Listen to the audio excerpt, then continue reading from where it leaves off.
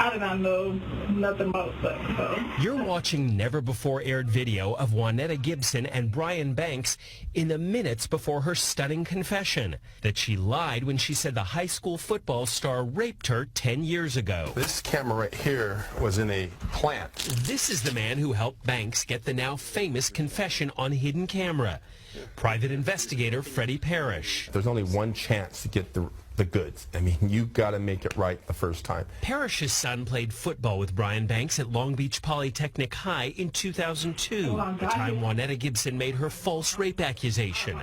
Gibson's family got $1.5 million settlement from the school district, and Banks got 5 years in prison and 5 more on parole, shackled with an ankle monitor. So I know I'm not behind bars, and I know I'm not locked up right now, but I'm still very much incarcerated. Then last year, Brian Banks got a Facebook friend request from Juanetta Gibson. Mr. Banks called my son, Freddie, and asked him, what should I do? My son naturally says, hey, you got to call my dad. He'll help you with this. Once I was able to read the case, there was no doubt in my mind that this young man was innocent.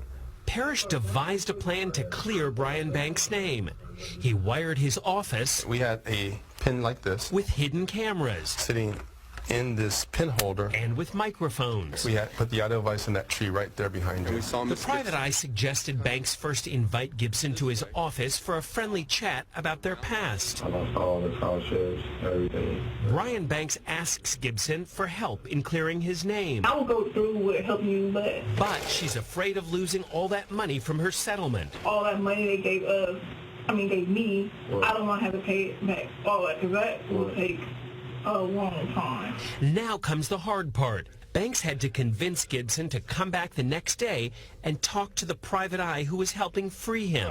I needed to get her to basically recant everything that she said that Brian did 10 years ago. If I let this man down, I would have to live with that the rest of my life.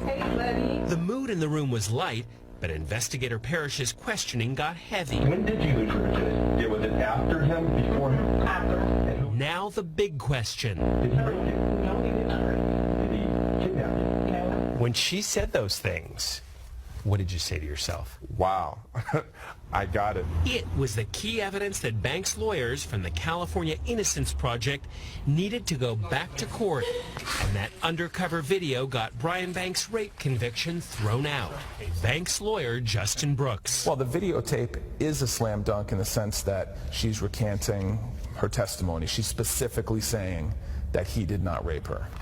Parrish has had big celebrity cases and well-known clients, but this assignment had a different kind of payoff. Now, I had an opportunity to make a difference in a man's life. And finally, what about Juanetta Gibson, who got all that settlement money after making a false accusation? We asked the DA's office and the school district if they plan to try and recover it. They wouldn't comment. But Banks' lawyer and private eye say most of that $1.5 million settlement has probably been spent. You know, in fact, Joel, a lot of the neighbors and even some friends have come forward saying that money was spent left and right, and on a lot of things, including cars, a lot of cars.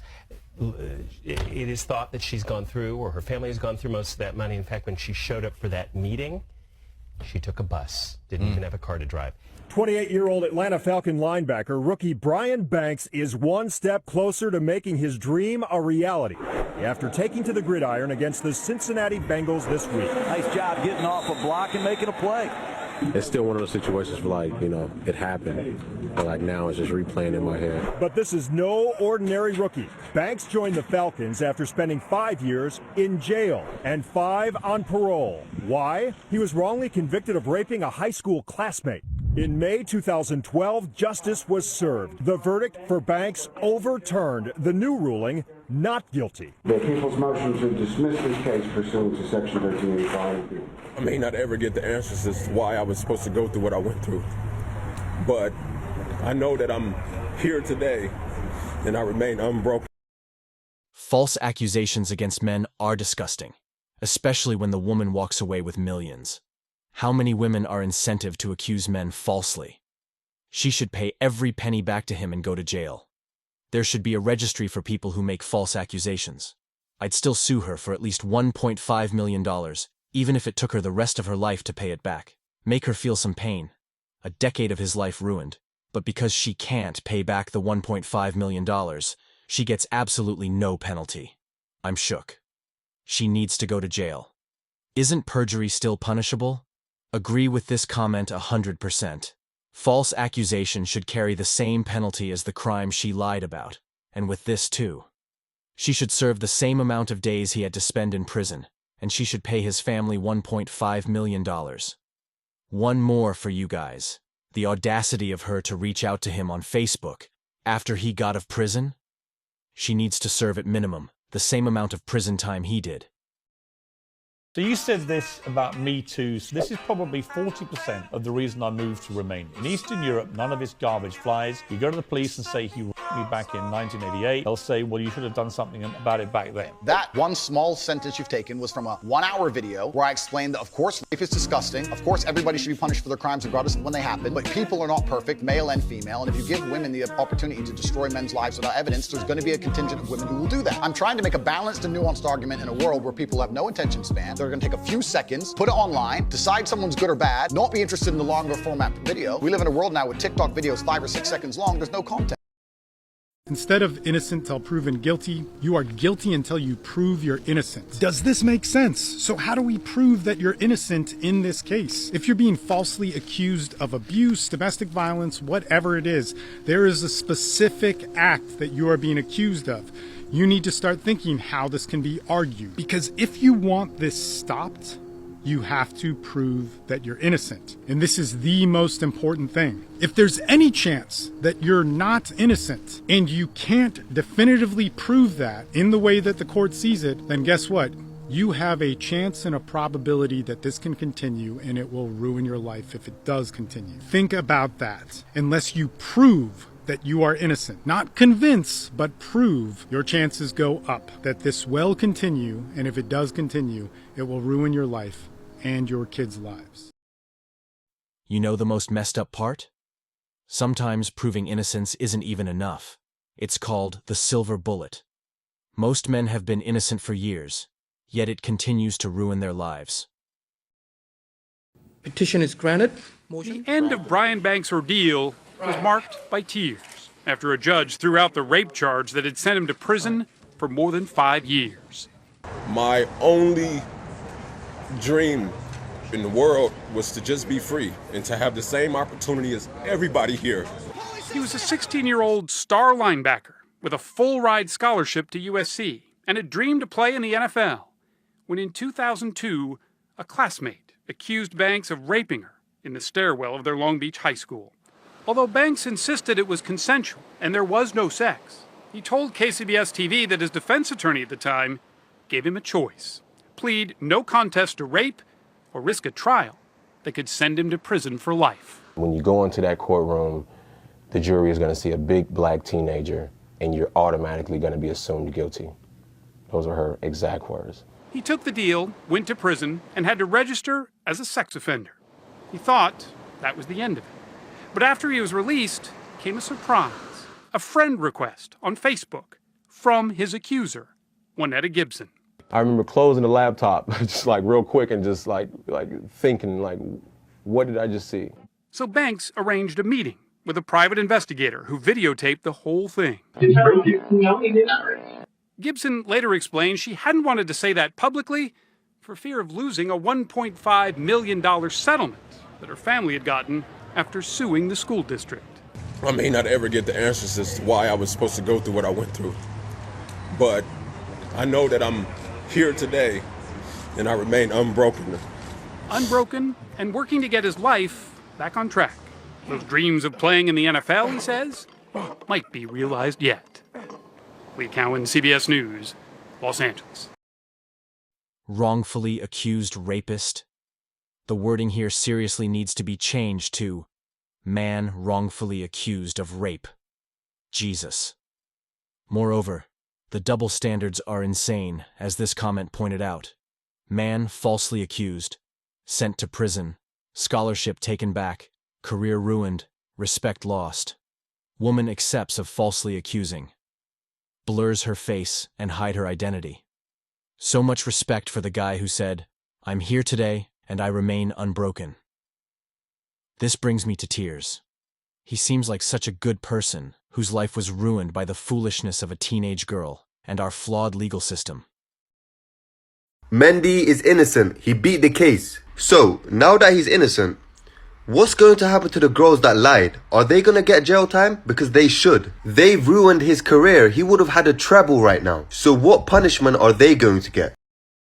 Now I know she's locked away for a bit longer, it's just a bit of a relief, but I wish it was longer a sentence. I do think I'll be able to move on with my life a little bit, but I'm also going to have the thought in my head that it's only 2 years of my life till she's free again. So as bad as it sounds, I do think I'm going to move out of the area, and so I'm not in the same areas when she's released. So I'm not sure how my family and I are going to recover from this. The mud sticks, and I fear it may take some time. But as a family, we remain strong, and we will be strong. And we're determined to move forward positively with our lives.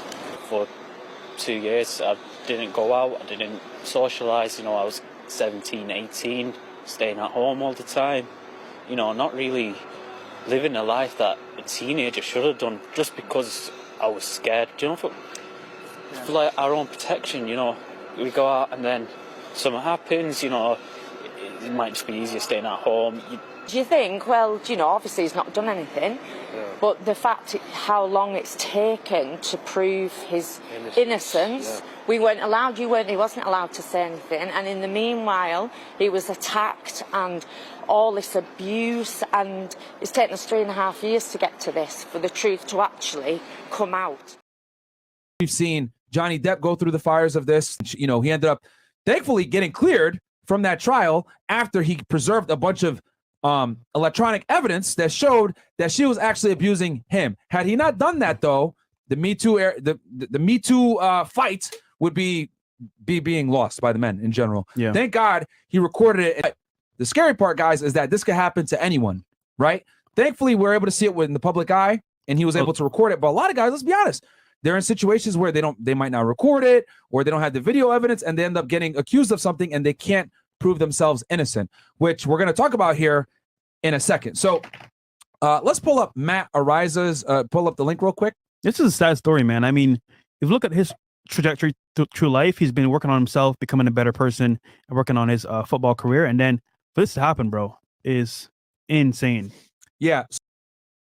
Men get their lives ruined every single day by false allegations of sexual misconduct. People get mad when you say that. Well, some of them are true. Some of them may be true, but they don't have to be true. And that's the culture that we live in. We live in a culture where men can be accused of things. It could come out 3 years from now that he actually didn't do this, but by then his shit is all ruined. And they know that. This happens to actual, just regular men on a daily basis. A relationship went bad. Some sort of, bitter feelings. Oh, all of a sudden there's these accusations. And then all of a sudden the man is fired from his job. He's dropped from his contracts, ostracized by his peers and by society as some sort of sexual predator, when in reality, dude, they just broke up and it didn't go the way someone wanted. Like, we live in a double standard society where men are literally at the mercy of accusations. And this is why it's my opinion that if a man is accused of rape and he is found to be not guilty of rape, the accuser should have to serve the sentence of the actual rape. Now to that false rape charge, 1 year in prison. That sentence tonight for the woman who falsely accused 2 football players from Sacred Heart University in Connecticut of rape. The students say what she did has changed their lives forever, even though they have been cleared of all wrongdoing. Eyewitness News reporter Marcus Solis with our lead story tonight. He's live in Bridgeport. Marcus. That's right, Bill. Those 2 students were never arrested, never charged with any crime, but the accusation was serious enough, so much so they say they had to leave school, their reputation in tatters. She pursed her lips. She rolled her eyes, but Nikki Yavito's body language couldn't change the outcome. A year in jail for telling a lie that cost 2 young men their college careers. My life has been altered and shaped in ways that nobody here could imagine. Malik St. Hilaire was never arrested, but Yavino claimed he and another student raped her while all 3 attended Sacred Heart University in 2016. Instead, it was the Long Island native who was charged when the police investigation revealed sexual activity had occurred but was consensual. Prosecutors say Yavino made up the rape claim because she didn't want to upset another student she was interested in. Her willingness to accept this plea deal reflects her accountability for what happened. But it wasn't that simple. At first, Uvino insisted she had been assaulted and rejected a plea deal. It was only during jury selection before trial that she changed her mind again and pleaded guilty. So I just hope that, she knows what she's done, and the fact that my life will never be the same. Like, I have anxiety, I have, PTSD from this. It's bad enough that they were accused of such heinous behavior, though never arrested. But then to have her story change over and over and over again, it's as if you were kicked while you were down. Well, the other student who chose to remain anonymous lost a football scholarship over this. Both men say they plan to sue Uvino in civil court. As for the criminal case, she has been in custody since that guilty plea in June. It will count as time served towards that 1-year sentence. Yeah. And she wasn't just accusing you of things, she's accusing a lot of other people of other stuff as well. But for you, you're 18 years old, you've done nothing to this woman, and suddenly you're faced with multiple rape and assault charges. What are you thinking? I was disgusted. I didn't know what was going on. I just felt horrified. I was scared.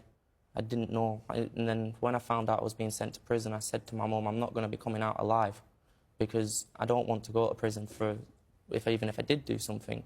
So why do I want to go if I'm not doing something wrong? You were put on the sex offenders wing of Preston Prison. Yeah. And you had to share a room with a paedophile. Yeah, and he told me he pleaded guilty to that offence. What was the offence? He sent pictures to an 8-year-old kid. What did you feel about having to share a cell with someone like that? I felt sick, physically sick. And you were there because the police had concluded that you must be guilty of similar behaviour. Yeah, and I applied for bail numerous times. My legal team applied for bail, I think 4 times, and I was denied it every single time. And then I just got woke up one morning by the prison staff, and they said, you're in court. And I was confused because I didn't have any notice beforehand. And that's when I went to court and I got out on bail, but I wasn't allowed to go back to my hometown.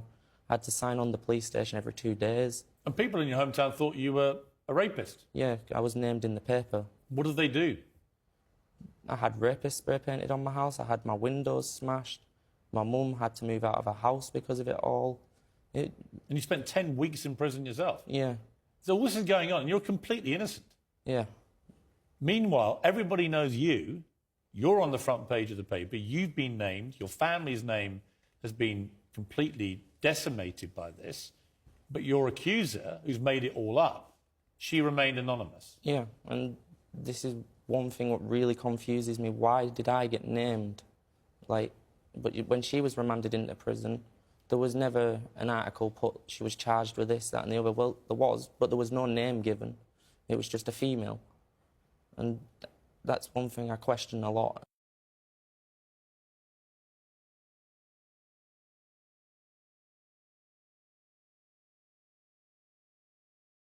I genuinely can't believe what I've just read. No, chat, this isn't a joke. This is no bullshit right now. I have just been sent by my moderators a tweet accusing me of stuff. Has frankly never fucking happened. I'm gonna read it on stream right now. So it says, since a lot of people are coming out about disgusting acts of a lot of Minecraft YouTubers, especially from the Dream SMP, I decided to come out with my experience a couple of years back in 2021. Since before now, I was scared of the backlash I would face, but now I think that this is the perfect time. Some dates and times might be incorrect due to how drunk I was at the time of the encounter. It all started when I stumbled upon Tobo's videos on YouTube. I was immediately drawn in by his charismatic personality and his love for the game of Minecraft. As a fan, I would watch his streams and interact with him on social media, never thinking that I would one day meet him in person.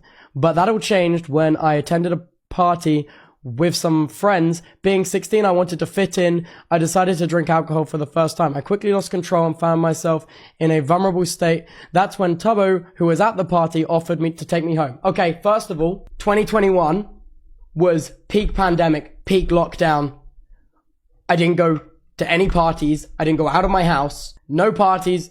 I was grateful at the time, thinking that he was just a good person, since I didn't even know that it was him until I started asking about what he did on the way to what I thought was my house. I ended up passing out in the car, but instead of taking me home, he drove me to a secluded parking lot.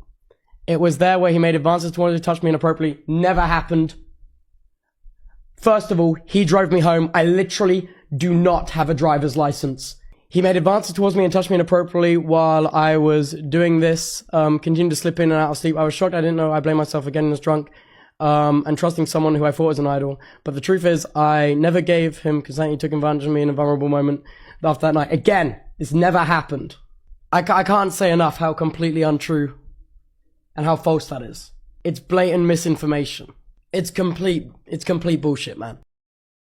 Men in custody battles are falsely accused of crimes all the time, especially having to do with violence, to prove that they are a bad parent by a hysterical mother. Instead of complaining about this, instead of bitching about it, instead of talking about how the world is completely unfair, I want you to learn how to fight it. Anytime you have a claim against you that could affect you legally, you need to learn how to argue that legally. If you don't learn how to argue that legally, you are setting yourself up for failure in the courts. That means you need to learn how to disprove this. How do you organize evidence? You need to not worry so much about proving that the mom is a liar and an evil person, but you need to prove that first you did not do this crime. This is not going to be through character witnesses. This is going to be through direct evidence of timelines, pictures, photographs, video, audio recordings. Now, I just want to tell you, if you don't do this, what usually happens is you go to court unprepared. You have the wrong kind of witnesses, wrong kind of evidence, wrong kind of testimony. A judge is going to rule on the side of caution. You're going to get things like protective orders or restraining orders put against you. This inhibits your relationship with your child. It starts dividing you from them. It starts allowing a lie